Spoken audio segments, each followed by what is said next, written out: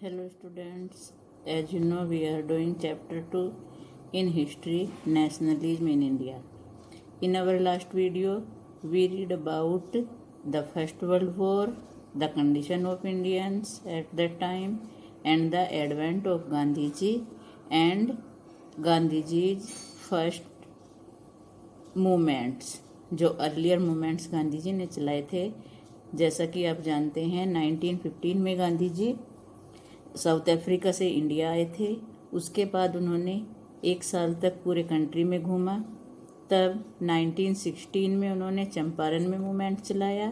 उसके बाद 1917 में गुजरात के खेड़ा डिस्ट्रिक्ट में मूवमेंट चलाया एंड थर्ड वन उन्होंने अहमदाबाद में मिल वर्कर्स के लिए मूवमेंट चलाया था। और उसके बाद गांधी जी अपने को काफ़ी सफलता मिली थी। अपनी सफलता से वो काफ़ी एम्बोल्ड हो गए थे, काफ़ी उत्साहित थे, उनमें जोश आ गया था और इसलिए उन्होंने अब डिसाइड किया था कि वो एक ऐसा मूवमेंट लॉन्च करेंगे जो सारे देश में एक साथ चलाया जाएगा। तो हमारा नेक्स्ट पॉइंट है the Rowlatt Act. Rowlatt Act एक कानून था जो ब्रिटिश गवर्नमेंट ने बनाया था। क्या था? Embolden with this success. अपनी इस सफलता से, जो मैंने अभी बताई है आपको कि गांधी जी ने 3 मूवमेंट्स चलाए थे 3 इयर्स में, उनसे सफलता पाने के बाद Gandhi ji in 1919 decided to launch a nationwide satyagraha against the proposed Rowlatt act 1919। Sorry, Gandhi ji ने 1919 में डिसाइड किया था कि वो 1919 में ही जो रोलेट एक्ट प्रोपोज किया था ब्रिटिश गवर्नमेंट के द्वारा, उसके खिलाफ सारे देश में एक सत्याग्रह चलाएंगे। This act had been hurriedly passed through the Imperial Legislative Council despite the united opposition of Indian members। ये जो कानून था, जो ये एक्ट था, इसे इंपीरियल लेजिस्लेटिव काउंसिल के द्वारा जल्दी जल्दी में पास किया गया था, जबकि जो इंडियन मेंबर्स थे वो इसका विरोध कर रहे थे। उसके बावजूद भी इसे पास कर दिया गया था। It gave the government enormous power to repress political activists।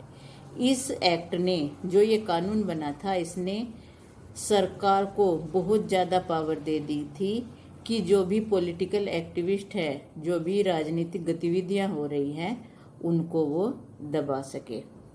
And allowed detention of political prisoner without trial for 2 years। और सरकार को ये अलाउ कर दिया था कि जो पॉलिटिकल प्रिजनर हैं, राजनीति में जो जिन लोगों को जेल में डाला गया है, उन्हें बिना किसी ट्रायल के 2 साल तक जेल में रखा जा सके। Mahatma Gandhi wanted non violent civil disobedience against such unjust law. और ऐसे अन्यायपूर्ण कानून के खिलाफ गांधी जी चाहते थे कि नॉन वायलेंट तरीके से, अहिंसात्मक रूप से एक सिविल डिसोबीडेंस, सविनय अवज्ञा आंदोलन चलाए गए, which would start with a हड़ताल ऑन 6 अप्रैल। और इसकी शुरुआत 6 अप्रैल को एक हड़ताल के साथ हुई थी। रैलीज वर ऑर्गेनाइज्ड। क्या क्या किया गया? इन वेरियस सिटीज, बहुत सारे शहरों में रैली निकाली गई। Workers when on strike in railway workshop.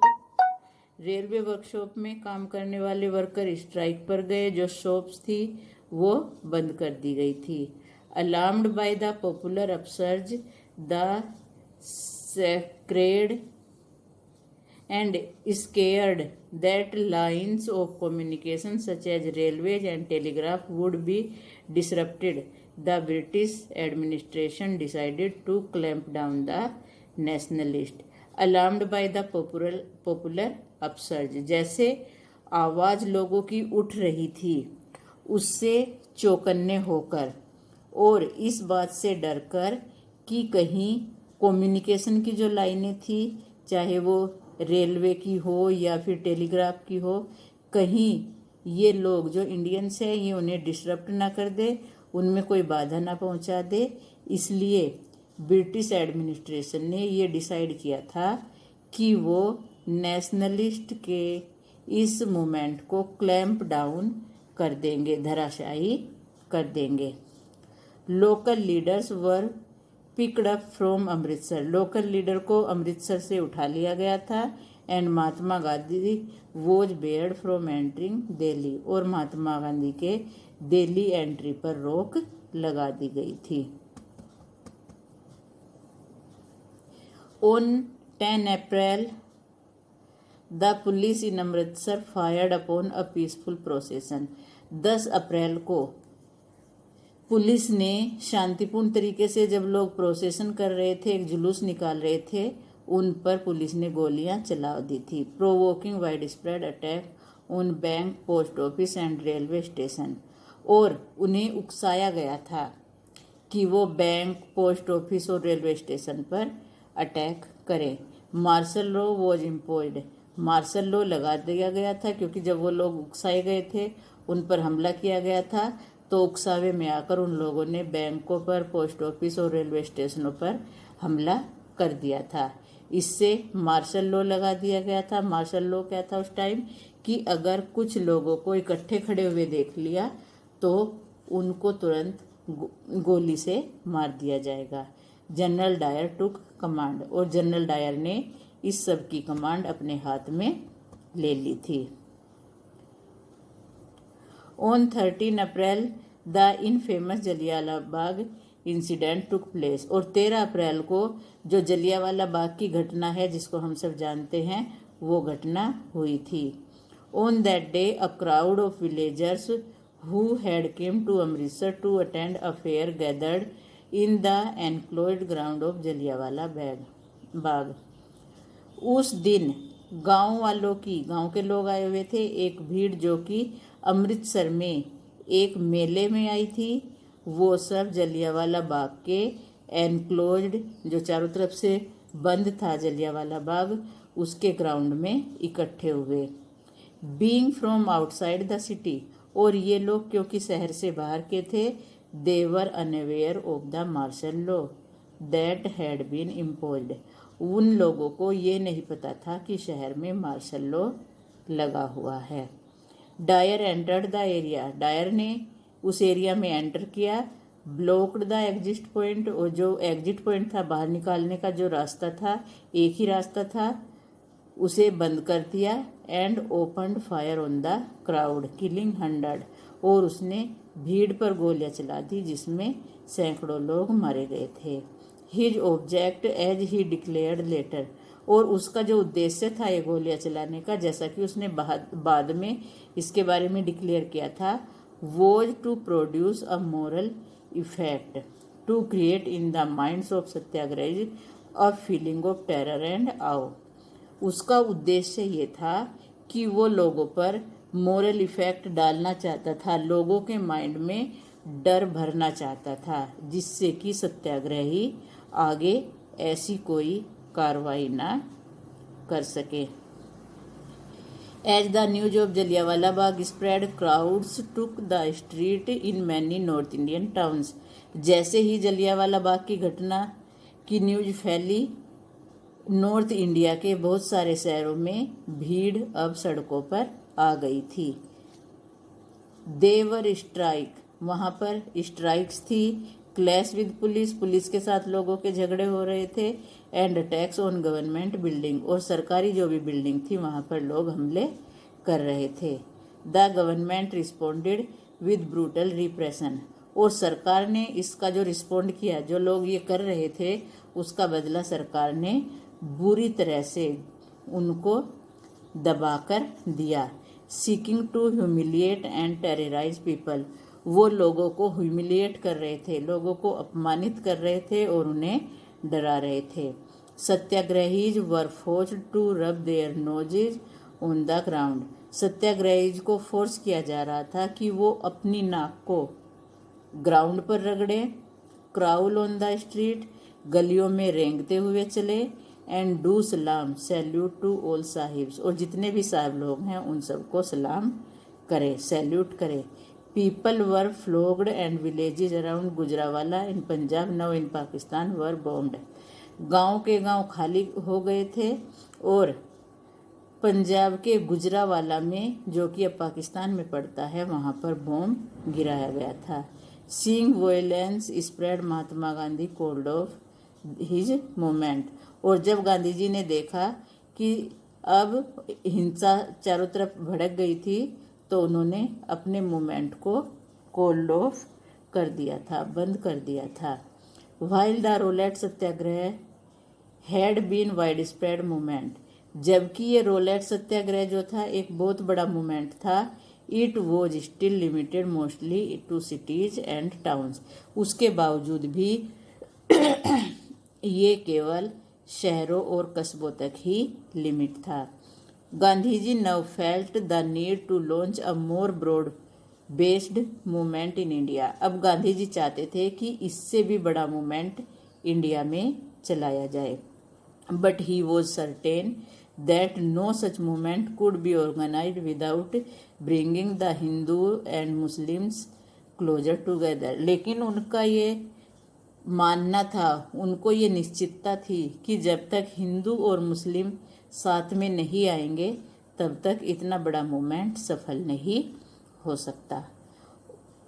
One way of doing this, और ऐसा करने का एक तरीका था, he felt was to take up the Khilafat issue, Gandhi ji ने खिलाफत के इश्यू को उठाया। The first world war had ended with the defeat of Ottoman Turkey, जब फर्स्ट वर्ल्ड वॉर खत्म हुआ था तो उसमें ओटोमन टर्की की हार हुई थी। And there were rumours that a harsh peace treaty was going to be imposed on Ottoman emperor, और चारों तरफ ये अफवाह फैली हुई थी कि जो ये ओटोमन टर्की की हार हुई थी, इसमें शांति के लिए जो समझौता हुआ था उसमें ओटोमन का जो बादशाह था उसे काफ़ी, जो ट्रीटी थी, जो समझौता था, वो काफ़ी हार्श था, काफ़ी उसके लिए कड़ा था और उसको काफ़ी ह्यूमिलिएट किया गया था, अपमानित किया गया था एम्परर को। The spiritual head of Islamic world the Khalifa, और जो ये ओटोमन का एम्परर था, जो बादशाह था, ये इस्लामिक वर्ल्ड का, जो मुस्लिम्स हैं उनका स्पिरिचुअल हेड था, आध्यात्मिक हेड था, जिसे वो खलीफा कहते थे।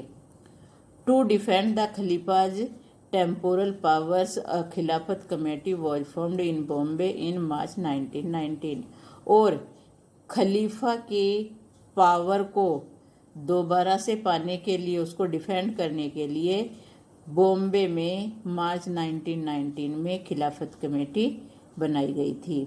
अ young generation of Muslim leader like the brothers Mohammad Ali and Shaukat Ali began discussing with Mahatma Gandhi about the Khilafat issue, और नौजवान जनरेशन के जो लीडर्स थे, मुस्लिम लीडर मोहम्मद अली और शौकत अली, उन दोनों भाइयों ने गांधी जी से अब इस बारे में डिस्कस करना शुरू कर दिया था कि क्या इसमें कोई पॉसिबिलिटी है कि ये खिलाफत का इश्यू उनके साथ उठाया जा सके।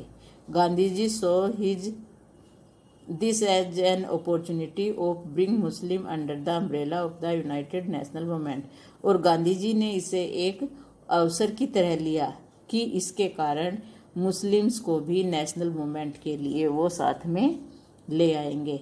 Eight the Calcutta session of Congress in September 1920 he convinced other leaders of the need to start a non cooperation movement in support of Khilafat as well as for swaraj, और कांग्रेस का जब सितंबर 1920 में कलकत्ता में सेशन चल रहा था तब उन्होंने दूसरे लीडर्स को भी कन्विंस कर लिया था, अपने फेवर में कर लिया था कि खिलाफत और स्वराज का मूवमेंट वो साथ में लाकर एक नॉन कोऑपरेशन मूवमेंट चलाएंगे।